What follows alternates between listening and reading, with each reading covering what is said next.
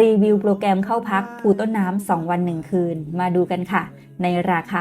1,500 บาทว่าลูกค้าจะได้รับอะไรบ้าง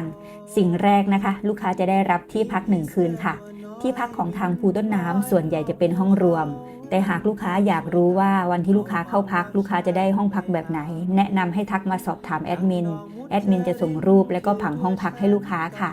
และสิ่งต่อไปที่ลูกค้าจะได้รับนะคะก็คืออาหาร3 มื้อค่ะจะเริ่มเป็นมื้อเที่ยงเย็นแล้วก็เช้าแต่หากลูกค้าไม่สะดวกรับเป็นมื้อเที่ยงมื้อแรกนะคะก็สามารถเปลี่ยนเป็นมื้อเย็นเช้าแล้วก็เที่ยงของอีกวันได้ค่ะ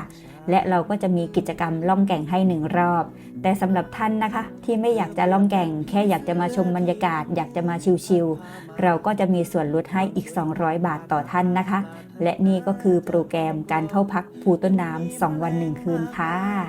รอบฉันเฝ้าจับจองแต่ฉันไม่เคยจะมองนอกจากพี่